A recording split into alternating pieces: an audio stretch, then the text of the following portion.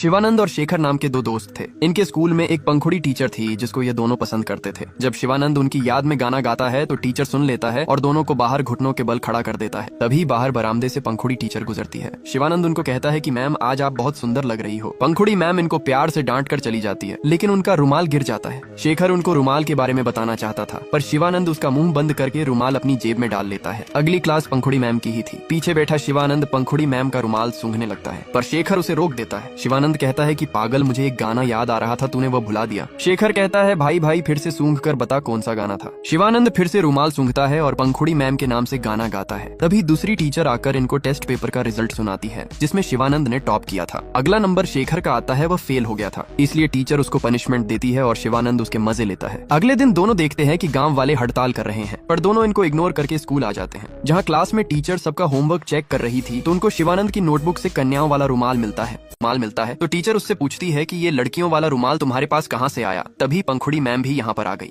उन्होंने रुमाल को देखा और सूंघा, जिससे वो पहचान गई कि यह उन्हीं का रुमाल है। पर शिवानंद ने अपनी माँ की कसम खाकर कहा कि यह रुमाल उसकी बहन ने उसे दिया है। खेलघंटी में शेखर ने शिवानंद को कहा कि सुंदर ने भी अपने पिता की झूठी कसम खाई थी, इसलिए उसके पिता निपट गए। ये सुनकर शिवानंद डर गया और छुट्टी में रुमाल पंखुड़ी मैम को देने आया। यहाँ उसने फिर से रुमाल को सूंघा और रुमाल बिना दिए ही भाग गया। अगले दिन शिवानंद ने पंखुड़ी मैम को कहा कि टीचर मुझे माफ करना, मैंने झूठ बोला था, ये रुमाल आप ही का है। मैम ने कहा मुझे पता था कि ये रुमाल मेरा ही है, पर अब तुम इसे रख सकते हो, लेकिन सबको वही बताना कि ये रुमाल तुमको तुम्हारी बहन ने दिया है। शिवानंद क्लास में आकर शेखर को कहता है कि यह रुमाल पंखुड़ी मैम ने मुझे दे दिया है। कल रविवार की छुट्टी थी, इनको काम पर जाना था, इसलिए शिवानंद बहाना मारने के लिए अपने पैर में जानबूझकर कांटा चुभा लेता है। वह शेखर को भी कांटा अपने पैर में चुभाने के लिए कहता है, पर शेखर मना करते हुए कहता है कि मैं कांटा चुभने की ऐसी एक्टिंग करूंगा कि कल मुझे भी काम पर नहीं जाना पड़ेगा। शेखर लंगड़ाते हुए अपने घर पर आता है, पर वह पकड़ा जाता है और बताता है कि यह आइडिया शिवानंद का था। शिवानंद का घर शेखर के घर के सामने ही था, इसलिए शेखर की माँ उसे लेकर शिवानंद की माँ के पास जाती है और कहती है कि देखो तुम्हारे बेटे की खुराफात, ये दोनों मिलकर कांटा चुभने का नाटक कर रहे हैं। लेकिन जब शिवानंद की माँ उसके पैर में देखती है तो उसके पैर में सचमुच कांटा चुभा हुआ होता है। शिवानंद की माँ शेखर की माँ को कहती है कि देखो तुम्हारा बेटा झूठ बोल रहा है, तुम इसे थोड़ा धमका कर रखा करो। अब शेखर पकड़ा जाता है और शिवानंद शेखर की तरफ मंद मंद कुटिल मुस्कान से मुस्कुराने लगता है। फिर शिवानंद की माँ और बहन काम पर चली जाती है और वह गाय चराने के लिए आ जाता है। तभी वह देखता है कि पंखुड़ी मैम राइस मिल जा रही है। शिवानंद जल्दी से गाय को बांधकर पंखुड़ी मैम के पास जाता है और कहता है कि मुझे भी आपके साथ चलना है। शिवानंद पंखुड़ी मैम के साथ चला जाता है और कुछ देर बाद वापस आता है, लेकिन अब इसको यहाँ पर गाय नहीं मिलती। शिवानंद गाय को बहुत ढूंढता है, पर उसे वह कहीं पर भी नहीं मिलती।